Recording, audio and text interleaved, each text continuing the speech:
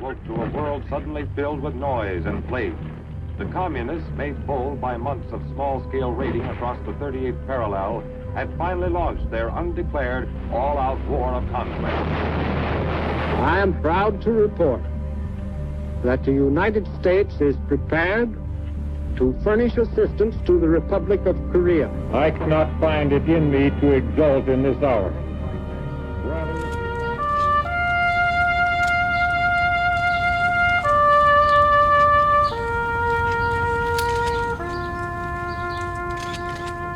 It certainly brings back a lot of memories of people that have given their lives, yes. There's 56 men that are in this wall that I served with. You're scared every day. It brings back memories, and then it's not pleasant. And believe me, I would do it all over again. Yeah, thank you. We appreciate that. Yeah. I would. Well, we're going to have a mail call today. These are from my grandsons in Austin, Texas. Just means so much to me. A journey of 57 veterans over just 3 days, an all-expenses-paid trip to Washington, D.C. Heroes who put everything on the line for our freedom, now taking flight once again, this time in honor of their service. Welcome to a special edition of News 5, an unforgettable journey, Honor Flight Mission 21. I'm your host, Peter Choi. Before we begin, I want to share a bit about myself. I was born and raised in South Korea. About 8 years ago, I served in the South Korean military as a KOAA, Korean augmentation to the United States Army. Serving alongside U.S. soldiers at Camp Humphreys, I saw their sacrifice and courage up close. So this story is deeply personal. As someone who's both a veteran and Korean-born, this wasn't just another assignment. No matter what war they fought in, their story truly moved me. And I want to share that with you. So please, take a moment and experience this with me.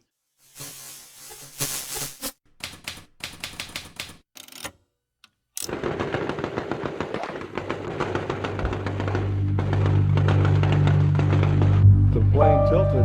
I could look down and I could see all the small arms. I could see the bombs. I could see fires and flares. It feels like yesterday when Bob Dagg was flying into war in Vietnam. And I looked and I said, how are we ever even going to be able to land in all that? Nearly 60 years later, chilling moments still live vividly in his mind. I haven't even got into country and I'm fearing for my life and I haven't even got hit in the ground yet. Yeah. And that fear doesn't go away. And the loneliness, because you're so far away from home. Bob was only 18 years old when he was deployed. It was a battle he signed up for in a country he couldn't even point to on a map. What's this thing about? What's this Vietnam? Where's that at? But that didn't stop him from serving his country. If we don't stop that over there, we'll have to fight that same battle on our shores. And I immediately said, well, let's go take care of this. The Vietnam War lasted nearly 20 years. I served in Vietnam in 1969 and 1970, up at the demilitarized zone. And those years shaped who these men and women are today. It shaped me in the sense that I can be resilient and deal with any situation that comes forward.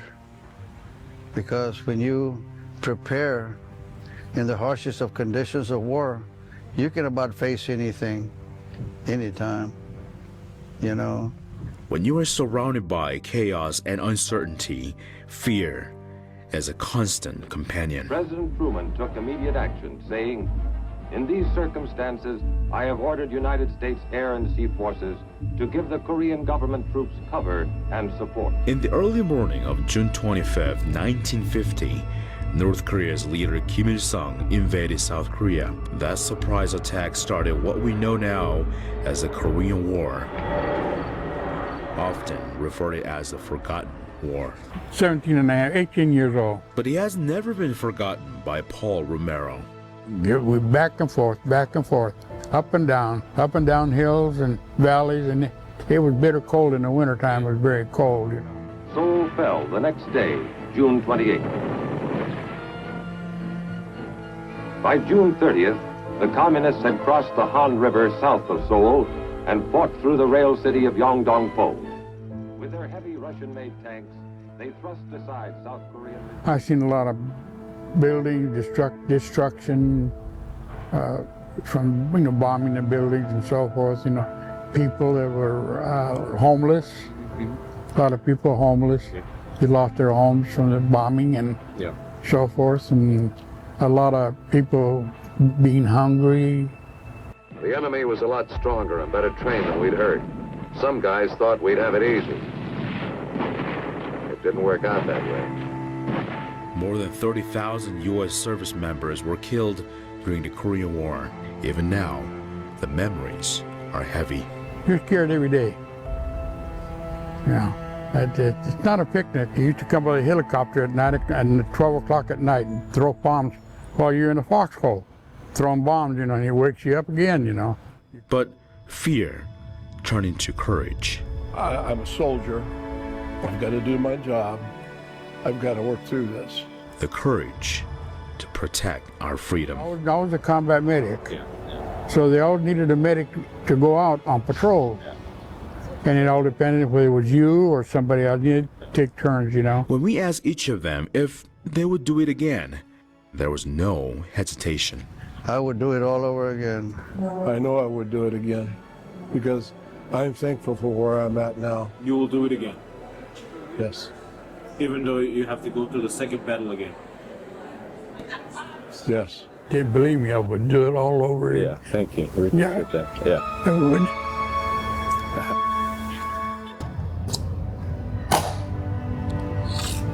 Just ahead, the most emotional day of trip dedicated to their service. 56 men that were in this wall that I served with, and they died. The Honor Flight, a nationwide program that takes veterans to Washington, D.C. to visit the memorials built in their honor. What was his name? Captain David Maddox. For many, it's a once-in-a-lifetime trip filled with reflection, brotherhood, and healing. It feels good, and I do have a special reason for that. Veterans open up about what they saw. Brings back a lot of memories of people that I knew during World War II and Korea and Vietnam. And the brothers that will never forget. And later, returning home to the kind of welcome they should have received years ago. Still shaking.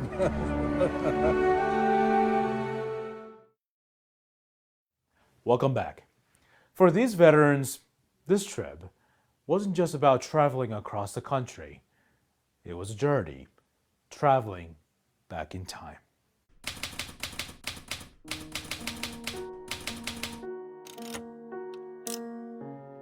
All were patriots who lit the world with their fidelity and courage. They were both our children and our heroes.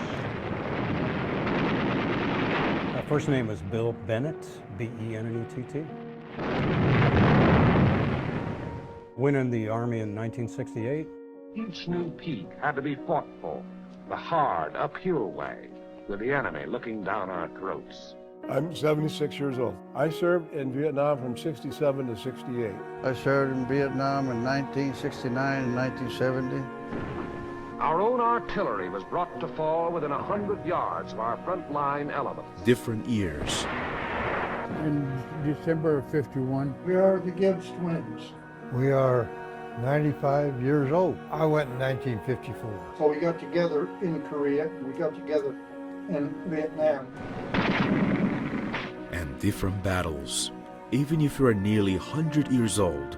In 1945, well, I was in the reserve before that. Memories of war are still as clear as ever. Some 200 yards forward, they encountered mines and automatic fire from pillboxes. And the war ended before 45 was over, so they sent me home. At the World War II Memorial, I met Les Mesamore. It feels good, and I do have a special reason for that. Visiting this place helps mend some of the old scars. My home church was definitely anti-war, which I've always been too, but it was not right, according to them, for me to go be a soldier. Where they had divisions, we had companies. Pull back, fight, pull back again. The scars of war are like a puncture in a piece of wood. You can take the spike out, but the wood still has that scar. We started with a good many green troops. Now anybody could still pack his gear, he was a veteran. The scars that still weigh heavy on many veterans. There's 56 men that are in this wall that I served with, and they died. For others, this trip was another kind of mission. He was nice to me. He was friendly to me because he knew I was just a kid. He was older. What was his name?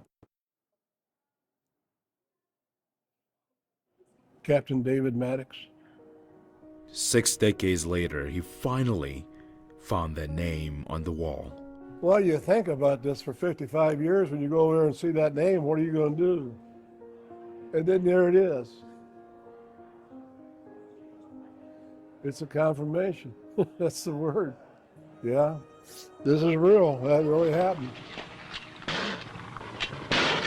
The memories play in his mind like an old film. I seen another one there that I'd rather not divulge. It was that person had stepped on a landmine and come home in a body bag. But he's still Grateful to be here. standing in front of the names of fallen soldiers.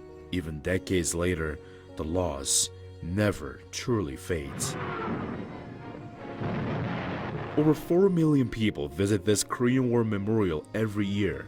The statues are the first things you see, frozen in time.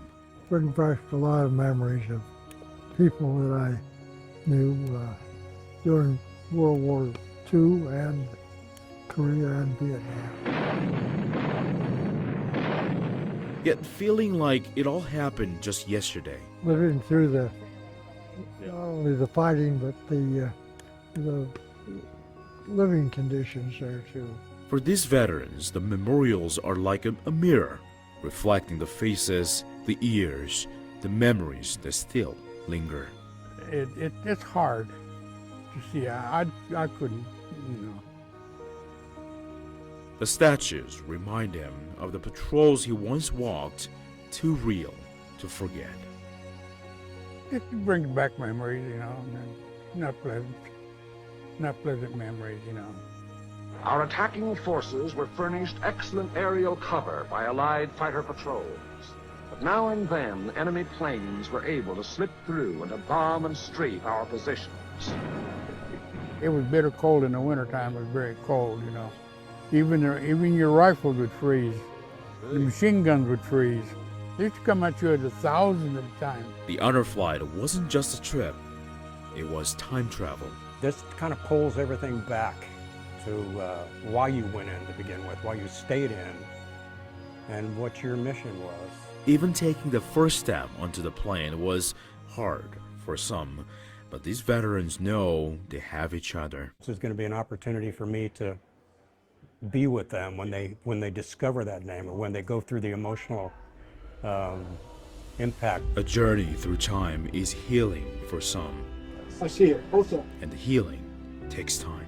We never should forget the freedoms that we have. They have been paid for in blood. An unexpected message from our community. These are from my grandsons in Austin, Texas. And a gesture of appreciation on their way back home. We love you so much and are so thankful that our country takes this moment to honor you and your dedication. That emotional welcome next on Honor Flight Mission 21. Thanks for sticking with us. This special edition of News 5 Honor Flight Mission 21. I'm Peter Choi. One veteran told me the hardest part of the war wasn't the battles, it was coming home. They were called baby killers, murderers, and people even threw things at them at the airport. But this time, they finally got the welcome they've long deserved.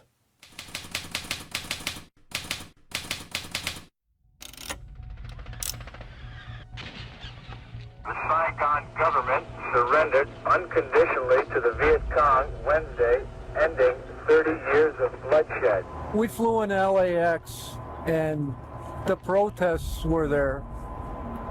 And of course they were calling us names, and we had to, at that time, we had to fly home in uniform. Their anger, they took it out on us. Not caring how they got aboard or what they left behind. Long after fighting for freedom. When you come home, they call you a baby killer, warmonger. It's not right. A different kind of battle was waiting for veterans. The war's one side of the battle. Coming home was a bigger battle for me.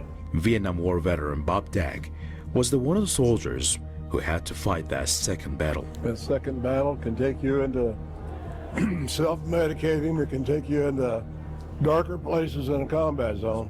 Bob says his faith in God was what carried him through the fight. And I'm not the only one in that room that had to fight that second battle. Some veterans lost their friends and families after they came home. World War II veteran Les Mazamar wrote in his book on page 13, "The war ended, I returned home, and there were no friends, no opportunity to return to church leadership or return to the church community. It didn't take long for me to find a way to leave the area." So when I got back from it, all my boyhood friends were not friends anymore. So, you know, I was not honored at all for doing that. It was the opposite. But this time, this trip, Honor Flight Mission 21, was different. Hey, good morning. Good morning to you, too. On the day of departure to Washington, D.C. Excited and privileged. Honored. Yes. To take an honor flight. The send-off is filled with signs, clapping, and a special escort by local law enforcement to the airport. Every stop, See the police officers on the overpass, just overwhelming. every step, appreciation for their service is there. Coming into the airport, it's very, very special. Man, there's going to be more of it. Here tonight. The surprises from the community This is going to be an honor flight this morning, so we do have quite a few veterans flying with us today. kept coming. On the way home, a heartfelt gesture from the community, their way of saying thank you to these veterans. Previous veterans say they never received any mail. Well, we're going to have a mail call today. Calling their names one by one, Glenn Bentley. delivering yellow envelopes filled with notes and drawings. From my grandsons in Austin, Texas. Some come with pictures Much love, Verna and the boys. that may look just like a piece of paper. I am proud to be your grandson. Thank you for what you've done for my family and me, and I can't wait for you to come down soon. Love, Val. Awesome. But for these veterans, they mean so much more. I had absolutely no idea. It just means so much. So much to me. One last surprise from the community. Thank you. Thank you. Family, friends, and even strangers waiting for their arrival. Welcome home, sir. When you heard the welcome home, what went through your head? Wow, I'm just still shaking. Speechless. I'm speechless. It's almost overwhelming. Overwhelming is not enough to describe their feelings. There were no protesters. Everybody's on our side now. On all expenses paid journey, just over 3 days. The days were long and tiring. Make him one of America's best, But like an old melody, and he'll test one day. they still remember from the war. Their legacy continues to march forward. They're not just returning home, they're returning to honor. Coming up, a moment that stopped us at the airport. That my husband missed it, and he wasn't able to go because he passed away last year. A woman watching the veterans returning home, a heartfelt story on our way back home. Before we go, I want to introduce you to a woman we met at the airport. Elizabeth Shute saw the honor flight veterans as she was waiting for her flight to Denver.